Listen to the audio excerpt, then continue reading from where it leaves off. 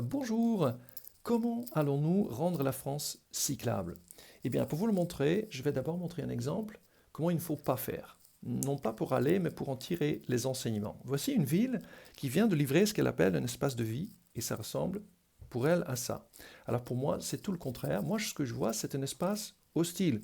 Et la ville, elle a bien pris soin de mettre en valeur cette hostilité, de l'illustrer parce que là, voici cet espace, c'est une autoroute urbaine. Voilà, 1, 2, 3, 4 voies qui traversent. Ici, aucun senior ne traversera sereinement cet espace.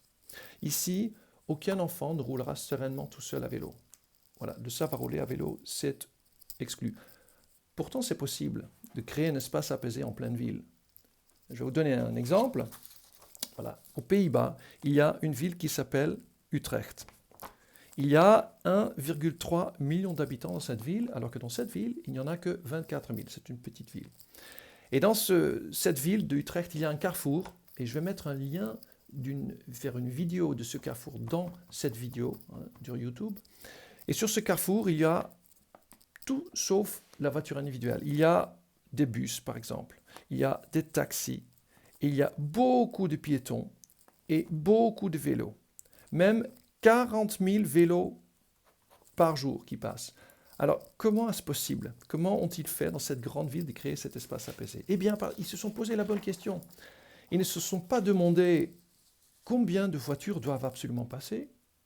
Non, ils se sont demandé plutôt combien de voitures volons-nous dans la ville? Et c'est ensuite qu'ils ont commencé à organiser le plan de circulation et le dessin du carrefour. Alors que ici, cette ville, elle a fait exactement le contraire. Je vais vous le montrer.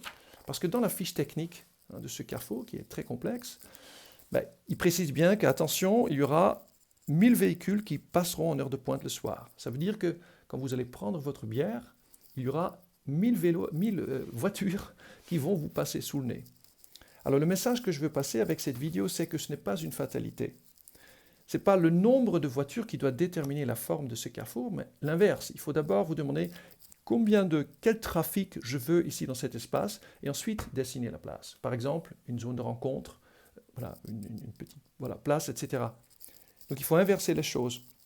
Donc on ne construit pas aujourd'hui les villes, les routes pour le trafic d'aujourd'hui, pour ces 1000 véhicules en heure de pointe, mais pour le trafic que vous allez vouloir avoir demain. C'est ça la grande question.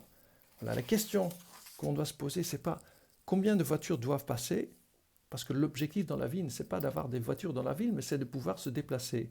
La bonne question, c'est combien de voitures voulons-nous dans la ville? Et combien de piétons, et combien de vélos, et combien de personnes à l'aise? Voilà. Merci, j'espère que ça va vous inspirer. Au plaisir d'en parler.